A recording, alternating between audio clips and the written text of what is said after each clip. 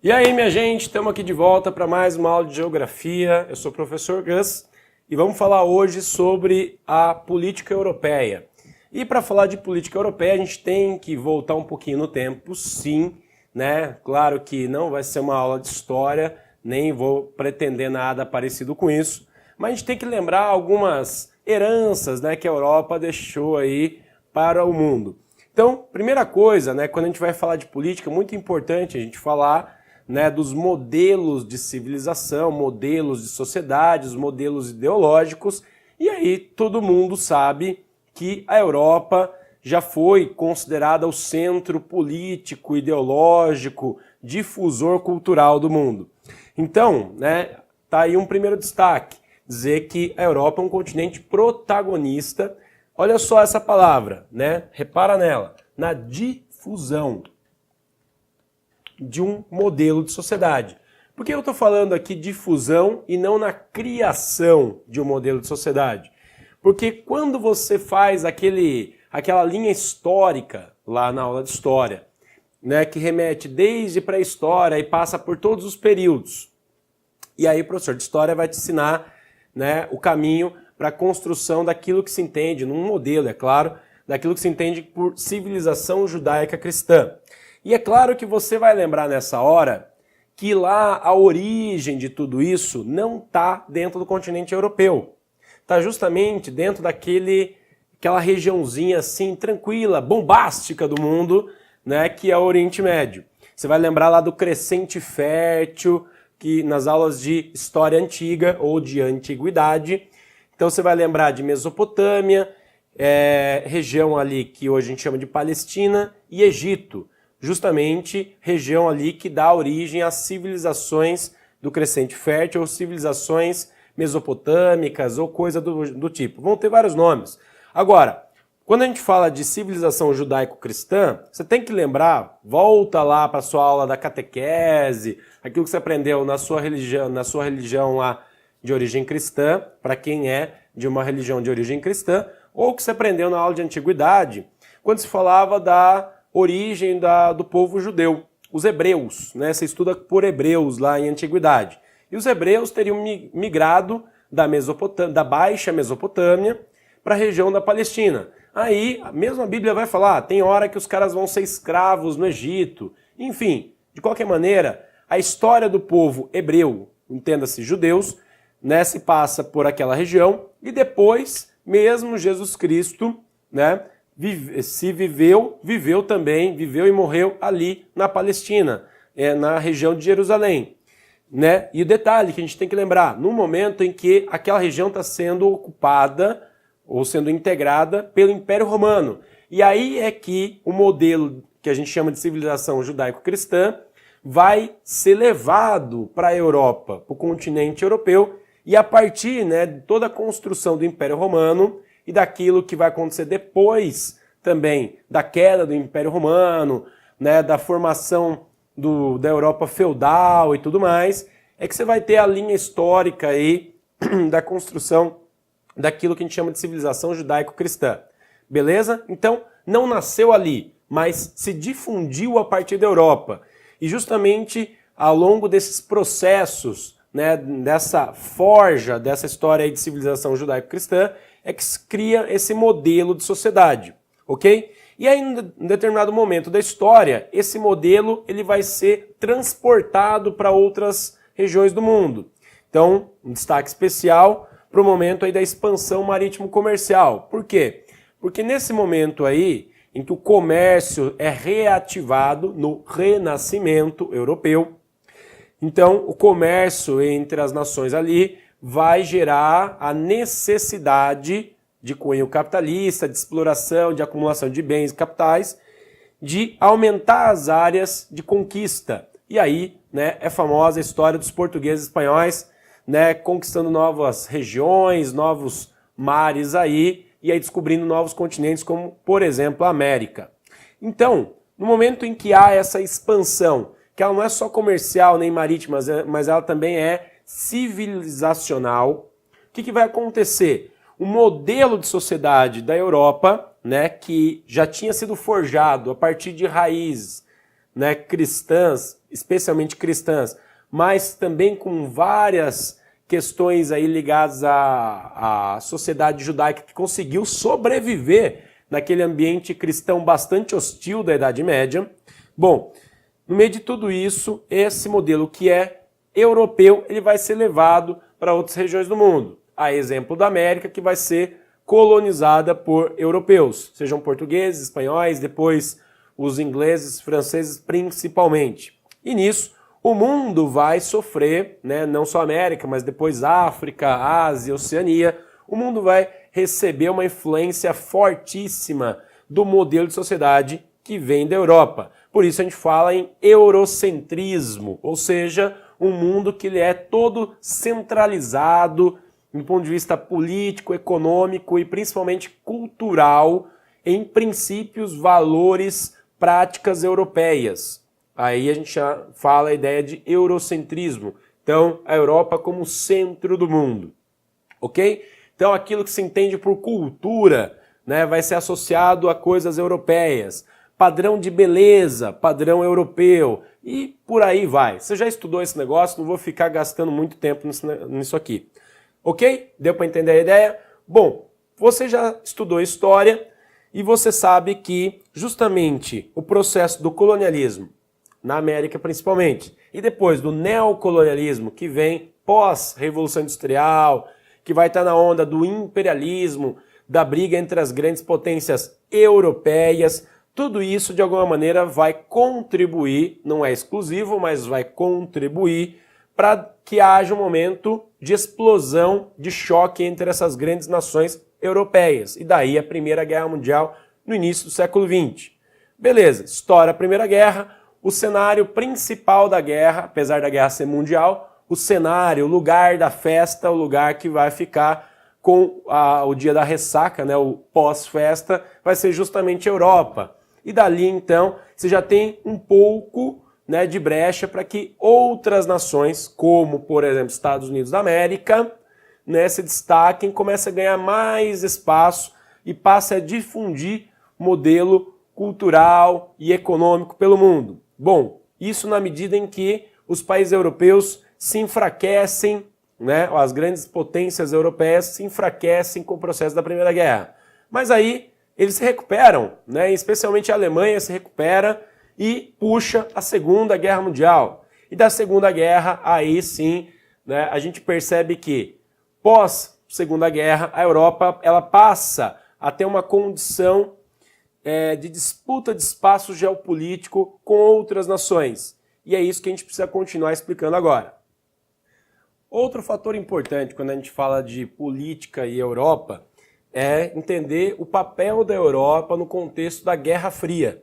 Então, olha só, né, a gente estava falando que a Europa era o centro do mundo, né, em todos os aspectos, até o processo da Primeira e Segunda Guerra Mundial. É só você pensar quem são as grandes potências mundiais, né, grandes mesmo que eu diga assim, Primeira, Segunda, Terceira, antes da Primeira Guerra.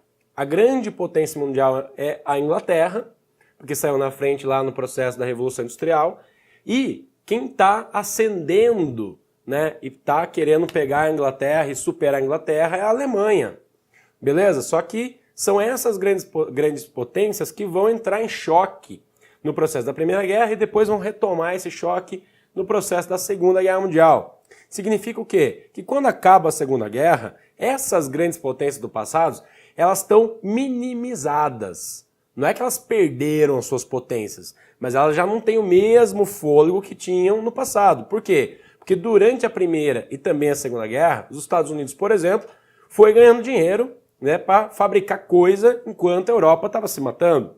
Né? Esse é um fator importante. O crescimento econômico dos Estados Unidos dependeu da Primeira e da Segunda Guerra Mundial. Um grande ponto aí. Outra questão, durante a Primeira Guerra, nasce um novo governo na Rússia, que depois vai desencadear no processo da construção da União Soviética, que vai virar uma grande potência com outro modelo ideológico. Então, olha só, né, é uma configuração nova, diferente. E essa nova configuração é que vai aparecer pós-guerra, né? Naquela velha historinha do mundo bipolar, que a gente já ouviu várias vezes, mas é importante destacar Então a Europa vai ser a linha de tensão, vai ser ali o lugar onde o capitalismo e o socialismo vão estar mais próximos. E de fato, por quê? Quando a gente fala, por exemplo, da divisão da Alemanha, né, da construção do Muro de Berlim como um grande símbolo da Guerra Fria, não é à toa. A Alemanha vai ser dividida e esse muro ele vai ser muito importante. E importante também saber que os dois modelos ideológicos, opostos em alguns aspectos, eles vão estar ali a poucos metros de distância. Significa o quê? Que cada um dos modelos vai se esforçar ao máximo para criar exemplos positivos para o seu lado, para tentar dar uma ideia. A Guerra Fria não é uma guerra ideológica, então tem que passar a ideia para o outro lado de que o seu lado é melhor.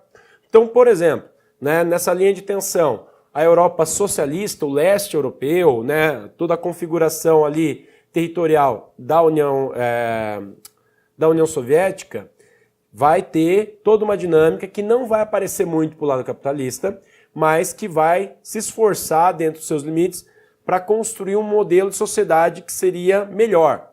Ok, agora, olha uma questão que chama muito a atenção, principalmente para a classe mais pobre. No socialismo, você tem a questão da divisão, né, da riqueza. Significa, em tese, que não tem pobre ou rico. Significa que todo mundo passa a ser uma grande classe média, onde todo mundo tem acesso, né, aos serviços, né, à renda, à saúde, enfim, tudo aquilo que é construído coletivamente naquela sociedade. Olha como isso é interessante, né, do ponto de vista teórico. A questão é, como convencer a classe operária europeia a viver no modelo capitalista, sendo que, a princípio, o capitalismo prioriza a competição e, obviamente, a competição leva à ideia de que uns vão ter mais que outros. Bom, então, o que foi feito? Vamos falar mais do que foi feito no modelo capitalista. Por quê? Porque isso aí vai importar mais nos processos que vão vir na sequência. Dentro do modelo capitalista, a Europa vai ser, né, ali um grande, vamos dizer assim, um grande lugar para se aplicar isso, vai ser aplicado o chamado welfare state, né, ou estado de bem-estar social. Aquilo que em alguns lugares é chamado social-democracia, também, nome de partido por aí. Bom, o que prega a social-democracia ou o welfare state ou estado de bem-estar social? Prega o quê? Um modelo capitalista com algumas nuances do socialismo. Quais são essas nuances?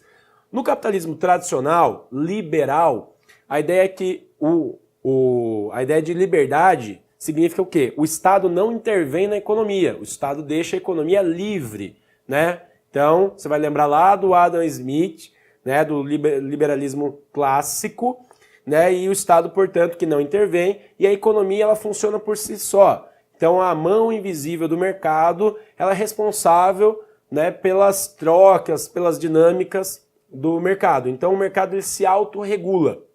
No welfare state, o que existe? Um modelo aí de regulação, de intervenção estatal. Então, não nasceu na Europa. Também, né, a ideia já é do final do século XIX, vai ser aplicado lá como solução naquele momento da crise de 29 nos Estados Unidos. Então você vai lembrar do New Deal lá do Roosevelt, né, que foi uma solução para recuperar a economia dos Estados Unidos lá nos anos 30, e isso aqui vai ser aplicado em larga escala dentro da Europa capitalista durante a Guerra Fria. Por quê? Porque era preciso criar um contexto favorável para o capitalismo, para, né, vamos dizer assim, trazer a massa operária europeia para o modelo capitalista, para tornar o ambiente favorável ao capitalismo. Portanto, o welfare state tem um fator ideológico muito forte, que é o quê? Proporcionar maior qualidade de vida para a população europeia dentro, né, ali da territorialidade capitalista. Como assim? Se o Estado intervém na economia, o que o Estado faz? O Estado vai cobrar impostos.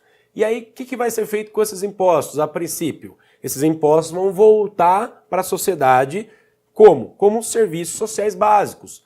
Então, sabe essa ideia que se tem de que educação, saúde, moradia, emprego, tudo isso é responsabilidade do Estado? O Estado é que tem que criar condições para oferecer isso para a sociedade? Então, escola pública gratuita de qualidade, saúde pública gratuita de qualidade, esse tipo de coisa. O Estado que tem que criar política de controle ou combate ao desemprego. Então, tudo isso é política do modelo de welfare state, ok? Bom, com isso aqui, com esse modelo, o que você cria? A ideia é de uma melhoria da qualidade de vida e, portanto, aumentam os índices do IDH. Lembra desse índice? Legal? Tranquilo? Então, você cria o quê? Países com IDH alto, ou seja, com bastante qualidade de vida, com processos que tendem a ser de maior urbanização desses países e, lembrando mesmo desses índices, do que afeta o quê, você vai lembrar que a tendência aqui é o quê? Que haja um aumento da expectativa de vida, porque com maior qualidade de vida as pessoas vivem mais, têm mais assistência médica, esse tipo de coisa. E aí você vai lembrar das aulas que envolvem população.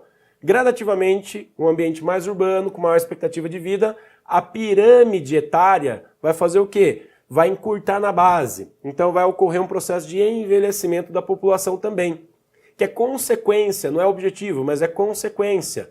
E aí você tem algumas questões que vão ser necessárias nesse processo. Então olha o cenário, Europa capitalista durante Guerra Fria.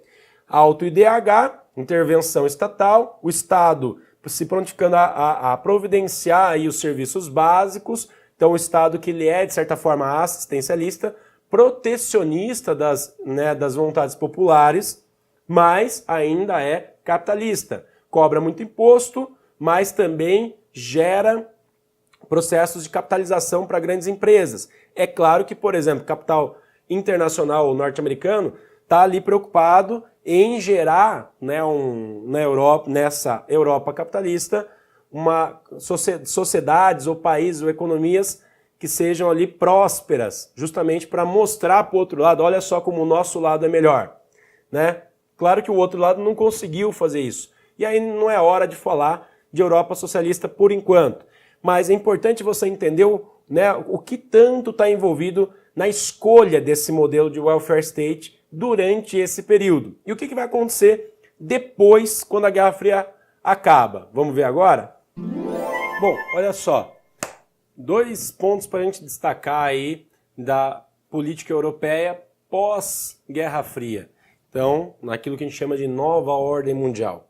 Lembrando que a nova ordem ela começa lá nos anos 90 e, a princípio, ela ainda está rolando. A gente não sabe aí quando que vai ser definida a novíssima ordem, sei lá, que não vai se dar na história. Pois bem, lá nos anos 90, você tem uma nova fase justamente aí marcada pelo fim da Guerra Fria, e o fim da Guerra Fria é resultado do colapso da União Soviética. Então, lá nos anos 80, já começam a surgir aí, quer dizer, começam a aparecer as ruínas da União Soviética, e aí tem todo aquele processo do desmonte, as duas políticas de abertura que a gente já estudou, perestroika, glasnost.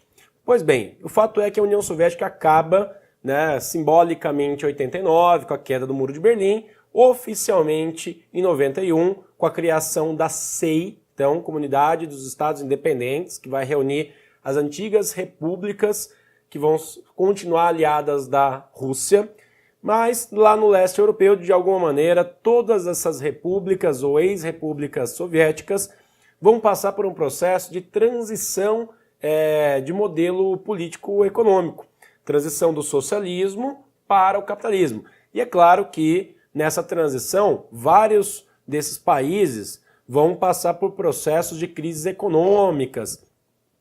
Alguns países aí vão se quebrar territorialmente, surgindo então novos países, especialmente na região dos Balcãs, aquela porção próxima ali, um pouco mais ao norte da Grécia. Você vai ver ali nascer vários paizinhos, que até hoje é muito complicado você saber todos os países daquela região, porque cada hora aparece um país novo.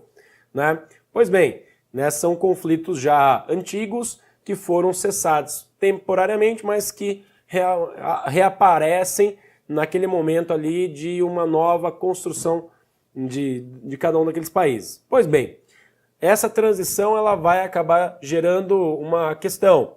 Toda essa parte da Europa, o leste europeu, vai ser considerada, e é de fato, a região mais pobre, né, mais subdesenvolvida da Europa, ok? Por quê? Porque mesmo dentro da antiga União Soviética, alguns países acabaram tendo, vamos dizer assim, alguns privilégios, enquanto que outras regiões que eram partes da União Soviética acabaram, né, ficando com, vamos dizer assim, com uma parte menos importante no processo econômico do antigo bloco. Então, resultou ali em países com, né, problemas econômicos. Bom, ao mesmo tempo, o que está acontecendo? O lado capitalista já vinha lá desde os anos 50 construindo uma espécie de bloco econômico. Então começa lá nos anos 50 e gradativamente, né, vão mudando os nomes, as siglas. A gente já teve uma aula especificamente sobre isso, mas vamos chegar lá nos anos 90. Um processo contínuo de construção de blocos, de alianças entre os países do lado capitalista vai resultar nos anos 90 no chamado Tratado de Maastricht, na criação da União Europeia, ok? Com a criação da União Europeia, o que você tem? Uma criação de uma entidade supranacional ou ultranacional. Vão ter várias formas de classificar. O que significa isso? Significa que cada nação que vai ser Estado-membro aí da União Europeia vai, de alguma maneira, deixar a sua soberania nacional para poder participar de uma decisão conjunta, de uma integração com outras nações europeias. E para que isso? Para justamente juntar forças e poder resistir a uma nova fase do capitalismo internacional, que agora é neoliberal. Lembra do antigo liberalismo? A ideia de que o mercado ele tem que agir livremente, né, e as forças do mercado vão ajustando, né, as necessidades e demandas pelo mundo? Pois bem, durante a fase da Guerra Fria, a gente já viu que o welfare state foi mais aplicado, portanto os estados, né, vamos dizer assim, protegiam a população de alguma maneira contra as regras do mercado. E agora você tem uma retomada do liberalismo, ou de princípios liberais, por isso é uma nova fase liberal, onde, portanto, os estados tendem a diminuir gradativamente a sua participação e sua intervenção no mercado. Com isso, o que acontece? Acontecem várias coisas. Em alguns casos positivos, em outros negativos. Há quem goste, há quem não goste. O fato é que aquela estrutura estatal que dava sustentação ou garantia alguns serviços sociais vai ser retirada gradativamente e tudo isso vai ser atribuído a questões do mercado. Vamos dar um exemplo. Então, saúde, educação deixam de ser gradativamente obrigações estatais e passam a ser serviços privados. Coisas assim vão acontecendo também no contexto europeu. Bom, e daí? E daí que nesse momento de ampliação da economia de forma global agora e neoliberal, a Europa de alguma maneira vai se proteger, criar um espaço mais protecionista, daí a ideia da criação do bloco, para fortalecer a economia do continente europeu, ou seja, daqueles países membros da União Europeia. Bom, nisso fortalece a ideia da entidade supranacional, a ideia de que o bloco é mais importante do que cada uma das nações, né? Isso, é claro, com algum relativismo.